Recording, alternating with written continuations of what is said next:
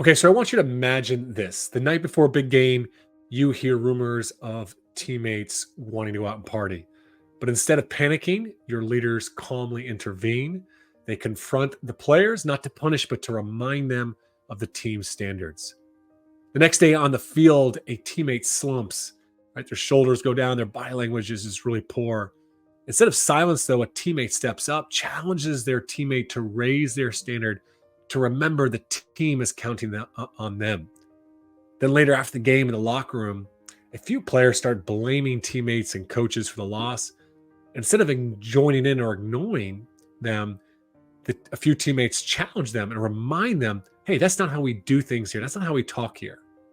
Then the next day in the weight room, the coach doesn't even need to be present because he knows and trusts, even in this low point of the season, that the leaders are going to drive this standard. They're going to make sure everyone's focused and still working hard.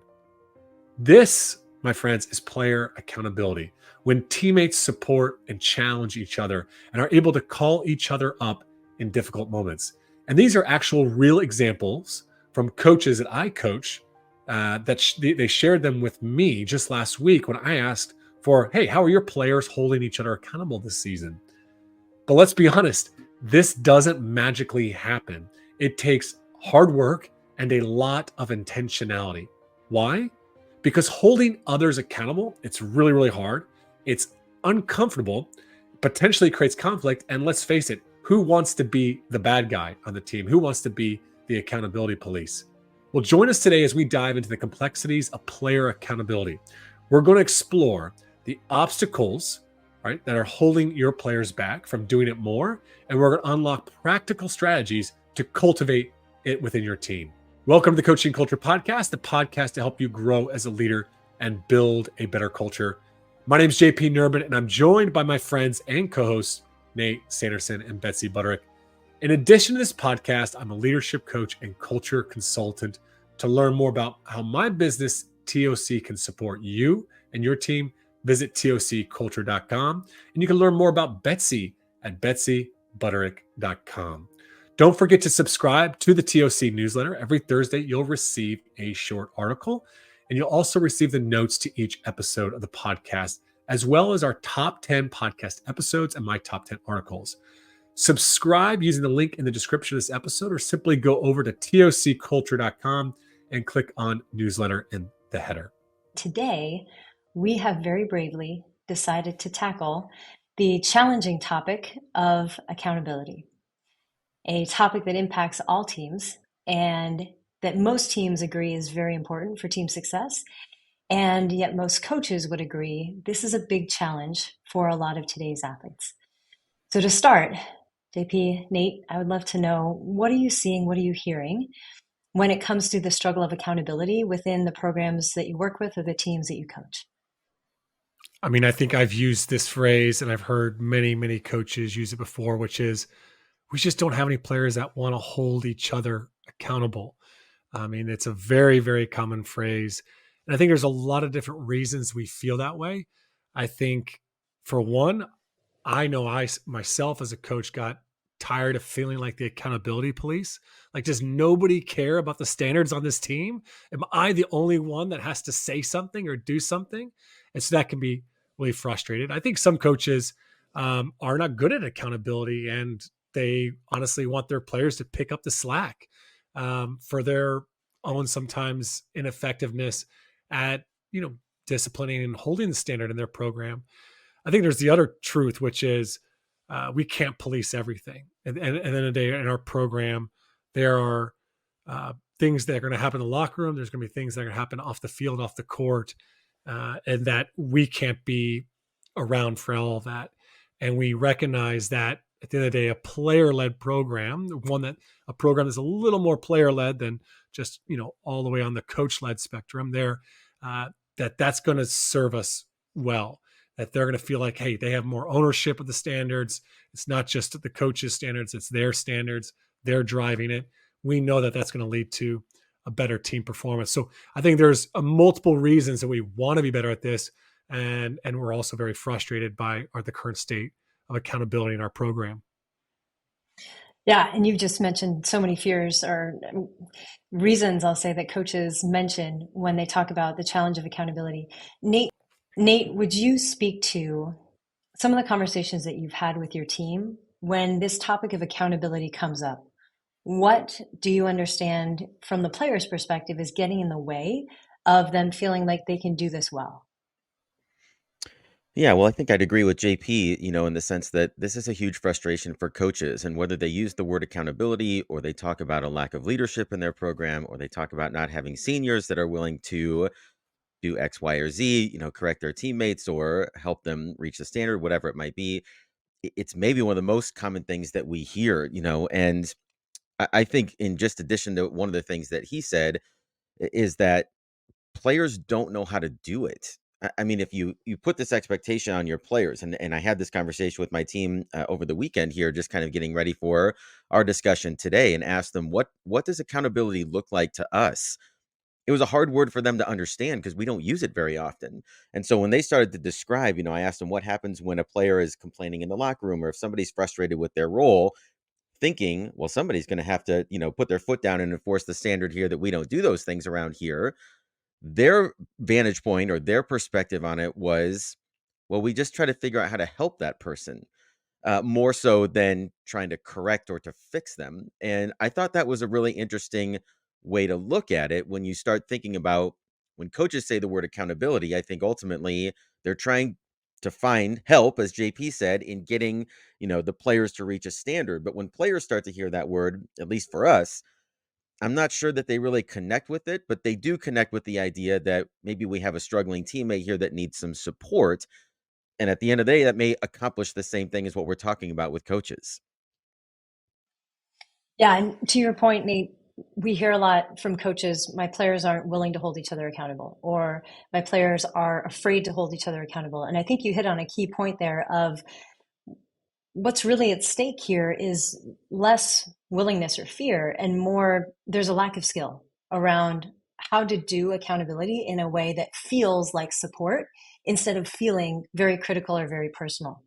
You also mentioned something, and I want to come back to the skill part in a minute. You also mentioned something, Nate, about sometimes it's well our seniors aren't willing to take that leadership role. There's a lot that plays into accountability. One of those factors for many people is credibility.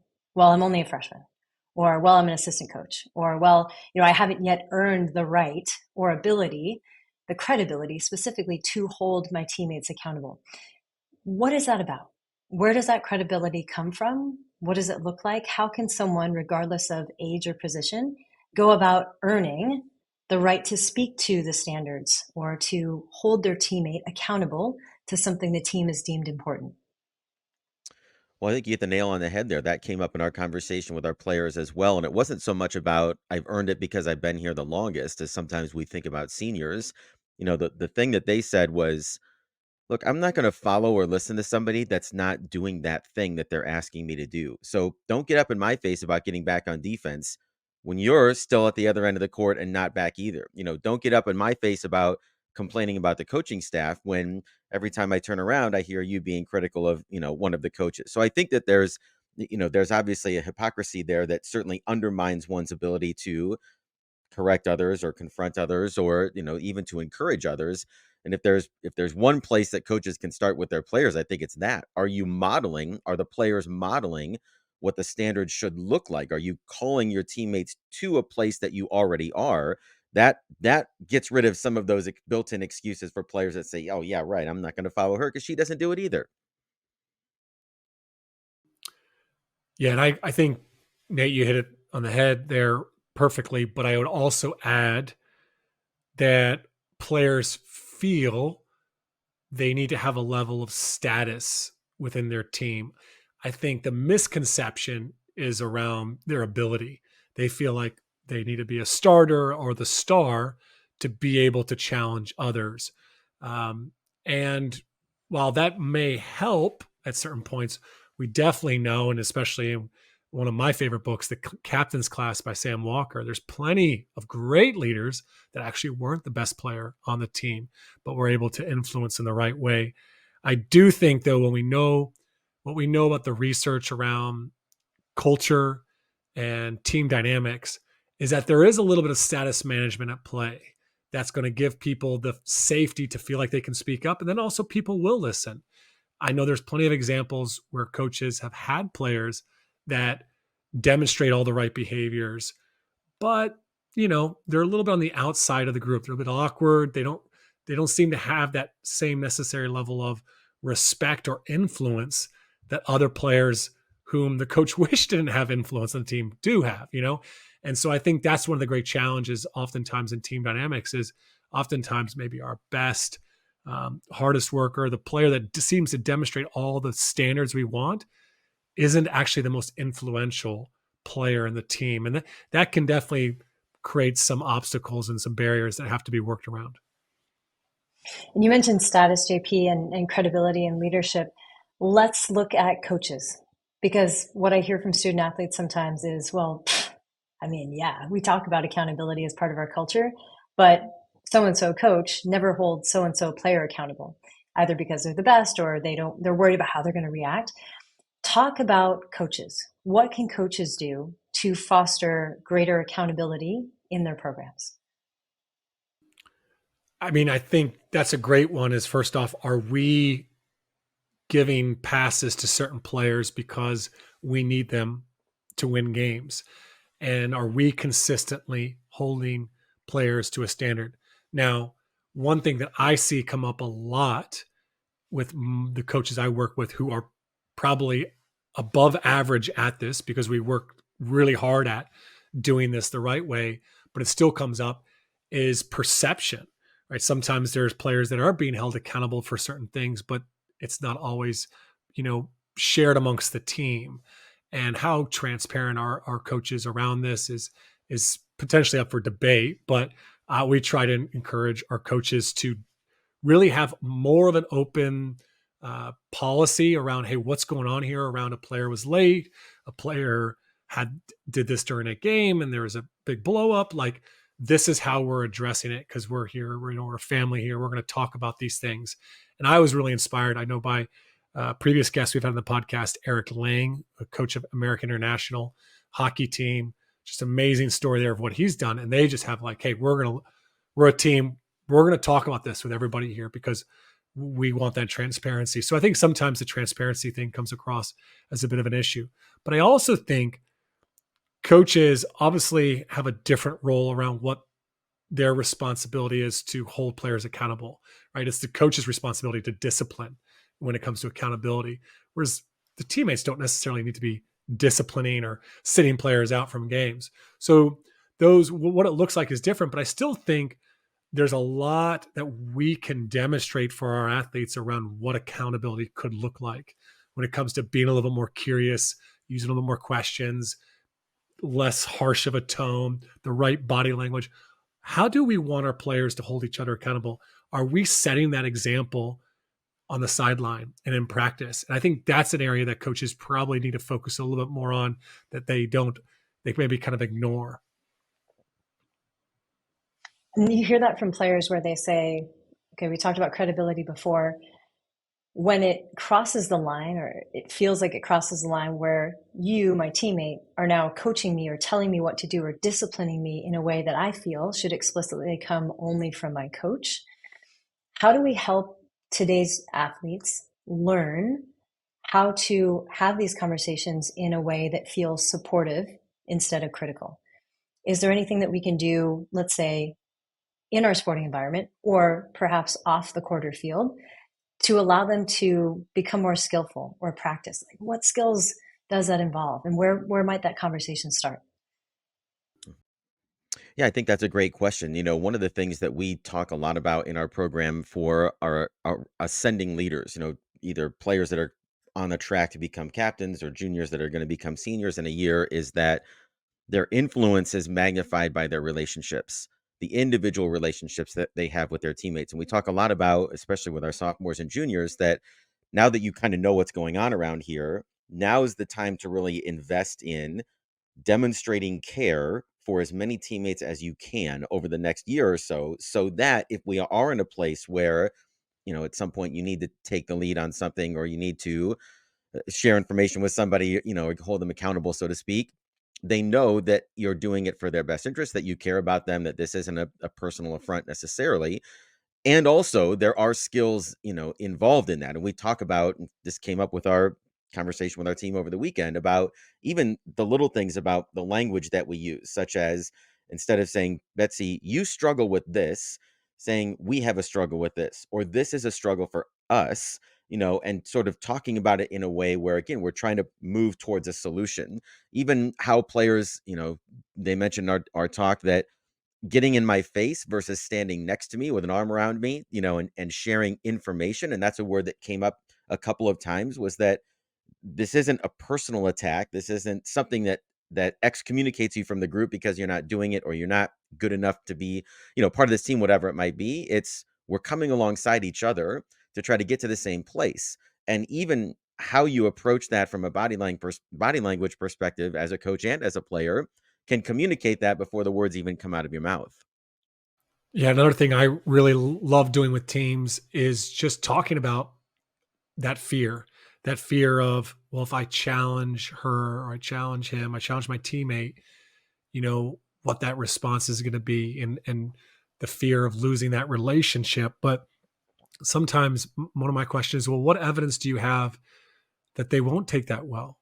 And so oftentimes, like, they recognize that their fear is not legitimate, right? Like, that the times that where we have challenged or stepped in there and given each other feedback, that it's actually, been well received, in a lot of teams settings. So in some teams, they've obviously had some negative times, but they've been able to come back from that, I think, as well too, is recognizing, hey, we say we're a close team, we say we're connected, we say we're family. Well, what do families do? Sometimes things do get a little bit chippy. Sometimes we do challenge and they get a little heated. But if we're a family, we know we can come back from that. And so I think that's one big encouragement. Is I always challenge a team with, in a lot of my facilitation, is like, okay, we say that we're connected, but are we really? Are we willing to have these hard conversations? And so I think this is something I pointed out in my book, The Culture System, where it's like, I think it's very popular for teams to set out goals and a vision for the season, and their values and their standards. But I think we stop there and we have to keep going. We have to say, okay, well, what happens when we don't meet the standards, right? How can we as teammates support and hold each other accountable? And then how can our coaches support and hold us accountable? And we often call that the support and accountability agreement. It's just, we're agreeing, and what we're doing is we're giving each other permission to challenge each other here in this environment. We want to be challenged. We all agree to these standards. And now this is some ways in which we are inviting feedback from our peers and from our coaches. And JP, you mentioned family. We're a team, we're a family, and that word is used a lot, especially in sports, especially in cultures. And one thing that came to mind for me while you were talking is, in some of the better advice I've read about parenting, and when we worry about damaging the relationship, much as many athletes worry about damaging a relationship with their teammate or their peer, a piece of advice that was given to me is it's not the disruption of the relationship that's an issue. You have to be able to discipline, to hold boundaries, to have hard conversations. It's the relational repair that does or doesn't happen afterwards, after the hard moment. That's the difference between that child feeling secure in their attachment to their parent or feeling insecure or distance from their parent. Same thing. It's like, it's not the disruption. Miscommunication, misunderstanding, that's an organic, natural part of people coexisting in an ecosystem. It's, what do we do afterwards? And how do we ensure that the relationship is cohesive and that we stay connected following moments of disconnect? And when you were talking, Nate, you said, how you do it. And I love the visual examples you gave about body language. I think about a portion of the workshop that I do around communication with teams is given 3 choices: you, I, and we. The fastest way to put someone on defensive is to start with you, because as biological beings, we are primed to protect ourselves. And even if it's positive, for a split second, someone doesn't know yet what comes after the you. And so there's a momentary stepping back and a defensiveness. I take the same sentence, and we'll go basketball example. So if I said to Nate, maybe at halftime, I'm a coach and you're an athlete, and I say, you need to rebound more aggressively.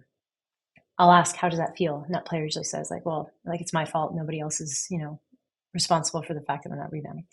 I'll then say, I need you to rebound more aggressively. And I'll ask the person what changed. Usually they say, well, Now it feels like you're in it with me, or it's a little more inclusive. It doesn't feel as harsh. If we look at the language, I need you, the you is still in there. I've simply made a request beforehand, which in the context of a team or a family, requests are often things that are well received or supported.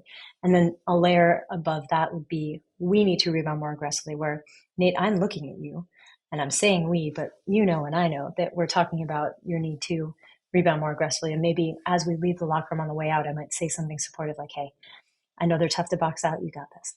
So how we do it absolutely matters. Less what we say, how we say it, picking our timing, being able to call people up versus simply calling them out. Talk to us more about skills. What other skills do you either teach athletes or coaches, or have you heard that you feel are valuable if we're going to be intentional about helping our athletes get better at this thing called accountability? Yeah, I'll offer up a few here. One thing that I've really enjoyed that I learned from your ACT videos, Betsy, is the uh, correct and then connect. I've always learned, connect before you correct. But I love how you in the videos talked about when we correct, we need to connect it back to the standards, right? To who they want to be, how they want to show up and what we've agreed to. And I think that's just so critical. I mean, this is where, we've worked a lot with teams and athletes over the years and really trying to in those moments reference the standard.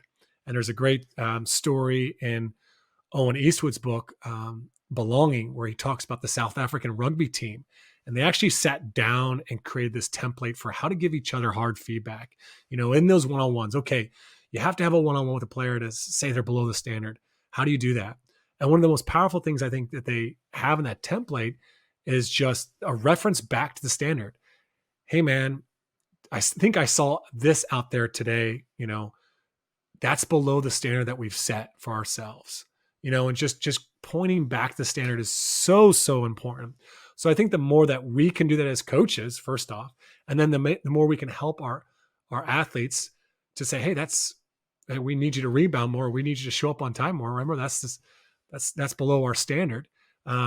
I think that helps a lot. I think other ways that we can encourage that type of accountability is simply by creating spaces and opportunities for our players in practices to do that. And so what does that actually look like? Well, that means when there's a moment where the team's effort's really poor, you might pull your captain or a couple captains aside and say, hey, here's a moment where you need to pull the team together, or here's a moment where you need to pull one or two individuals together, and I need you to have a word with them. This is a moment for you to step in and kind of, remember, go back to that template that we came up with, or how we talked about this. So this is something you would have prior to that practice worked with your team on, but now in the practice, you can pull them aside and say, hey, here's this moment, right? Before I step in to hold them accountable, how about you give this a go? And so we're actually allowing them to get reps at these moments of accountability or difficult conversations. Yeah, I think that's great, JP. And we would just add little things to that in terms of just, how do we communicate and deliver information that might help a teammate perform better in the next moment or practice better, whatever it might be. And I know I've shared this on the podcast before, but we use this analogy of just throwing a catchable pass. You might have a fastball and you might not be really thinking about it, and you're just delivering a heater, right to somebody's hands, and they can't handle it because it's too hot. There's too much velocity. And sometimes that's relevant to communication where, in the moment we just bark because we want something to change, whether that's coaches or players, but we have to be mindful of who's catching the pass.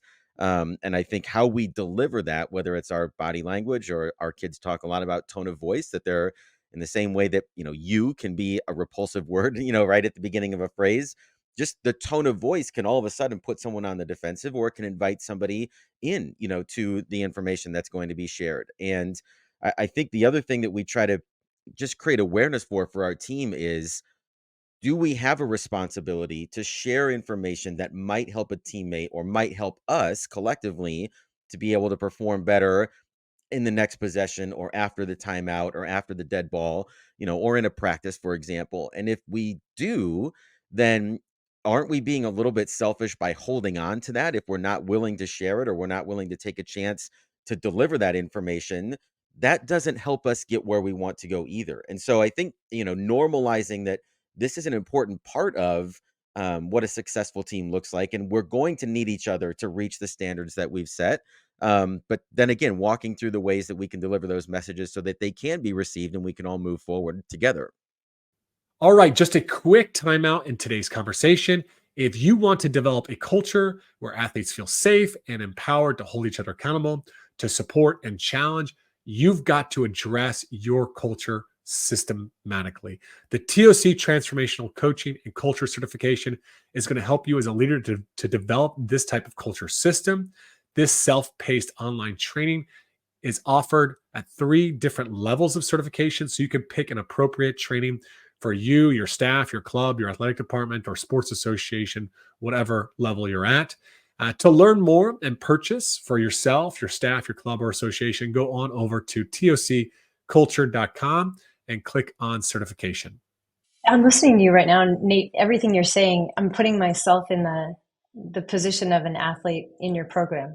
And everything you just talked about, I'm like, yeah, I want to do that. Like, that sounds good. Like, that sounds like a positive thing.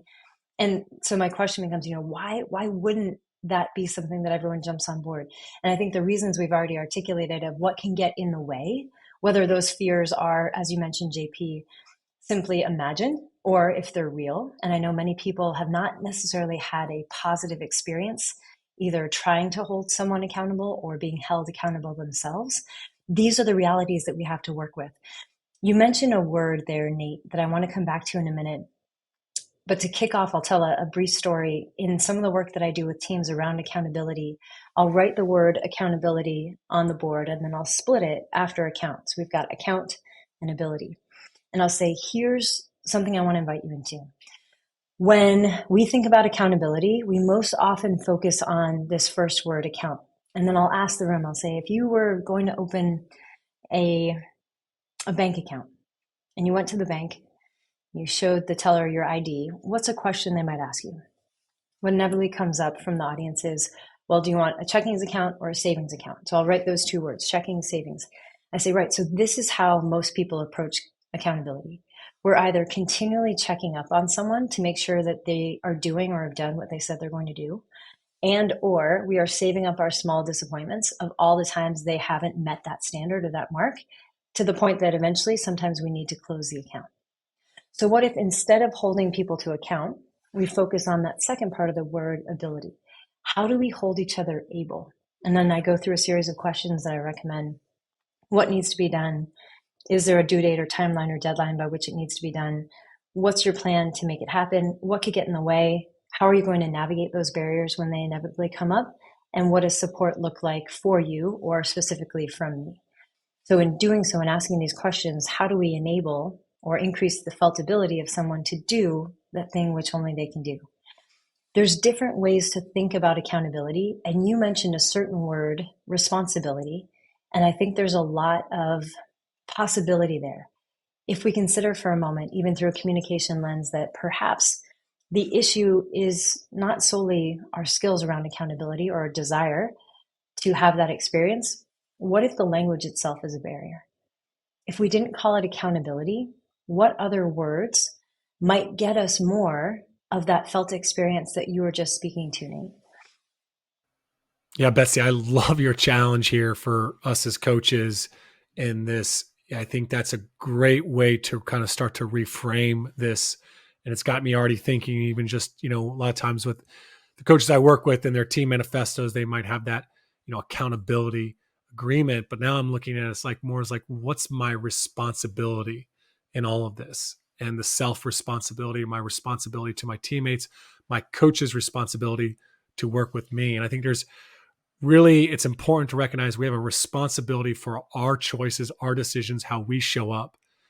And then we have a responsibility to our teammates in that regard. And I think that difference between the 2 and the 4, I learned from Dr. Jane Nelson and her work around positive discipline. As parents, we have a responsibility to our children, not for our children. It's important to draw that distinction. And I think just even framing that language, so what's our responsibility to our teammates when they are below the standard, when they're not meeting those standards, when they're doing things that we agreed that we wouldn't tolerate in this program anymore. And so when we have that clear standard, but then we also have this clear what our responsibility too is, our responsibility is to talk to them about it, to share, to pull them aside, right? Like we can start to really clearly define what that level of responsibility is going to look like. And then we can have a conversation too around what's our coach's responsibility, right? And our coach's responsibility as a coach is when the team's below the standard in practice is to do something, to say something, to coach us, to challenge us, right? And yet so oftentimes players get, they have this adverse response to a coach challenging them in those moments. So it's just really a powerful way to frame it, I think, is just to change that language. And I think it can really help to gain permissions, but also shift the mindset in a really powerful way. And I think for us, Betsy, the word that really has resonated most with our team over the years is just service. When I ask questions with our team this weekend about what do we do if somebody's complaining in the locker room or someone's frustrated with their role, as I mentioned, their responses were much more about supporting that person in service of the standards that we've agreed to, and really in service of trying to help that person to be able to sort through their issues, to find a resolution so that they can move forward. When we use the word service or servant leadership or whatever, the phrasing is, that sounds like a much more noble pursuit than holding someone accountable, or even sometimes, kids will kind of shrink back from the word responsibility. They get that enough from their parents at home. But when you talk about serving, and now we're talking about being selfless, and now we're talking about putting someone else first, and now that sounds very purposeful. That almost sounds inspirational sometimes. And I'm giving of myself to try to help another move forward, in the direction that we've agreed on. And so I do think whatever language matches, a coach's particular context or the culture that they're trying to create, being creative with your phrasing and with the words that we're choosing does matter a lot. And I think at the end of the day, JP, it's important for us to remember too, what are we really trying to accomplish here? I'm not necessarily trying to build in a system of accountability for the sake of accountability. At the end of the day, I want players to be able to help each other to reach our standards. So if we're not practicing with the effort that we've described and said that we want, yeah, I can come in and I can try to address that. But I would prefer that players have the ability or have the courage or have the willingness to be able to support each other, serve each other, move each other forward toward that standard without me necessarily having to intervene. And whether we use the word, again, support or service, or that's encouragement, or that's, one-on-one, or that's the captain's job, at the end of the day, we're really talking about behavior change. And my job, I feel, is to do whatever is necessary to empower our players to be able to do that for each other, whether we use the word accountability or something else, whether we role play that or do scenarios or talk about it together. We ultimately are all trying to reach the standard that we've set. We want to have a culture that's built on gratitude, effort, and love, because we know when we get there, the experience is worth it. And whatever that requires of me to help empower our players, I've got to be willing to try to find that for us and for our benefit together. Yeah, and I again, part of why I love having these conversations with both of you is because it sparks so many questions for me personally. And thinking about, Nate, what you just said, maybe a starting point is asking our team, what's your association with the word accountability? And if we didn't say accountability, what word feels supportive in the way that we intend for this to be, in a way that feels noble? And I want to take the two words that you both use, because I think this is a great point to really close out with an invitation to the listeners. Nate, you mentioned service, and JP, you mentioned responsibility too. And I think in service of our athletes, we have a responsibility to no longer let accountability be this really challenging thing, rather to take the opportunity to start to examine our own relationship with accountability, what it does and doesn't look like, where it's showing up or absent within our program. And then can we start to apply some of the tools or techniques that were talked about today, or find other ones in service of helping young people do this thing that we know is really important and also can be very challenging for young people. So, as we're wrapping up our conversation today, I just want to reiterate how important it is to develop these skills in our athletes today. As transformational coaches, we are trying to prepare our athletes for the real world, for their next stages in life. And if we want them to be effective leaders, if we want them to be great teammates, whether they work in education, healthcare, politics, or business, the courage and the skills to call others up, it's absolutely vital to the culture of any organization, any team. So do not give up on working with your athletes on this. This is a huge skill for us to be developing.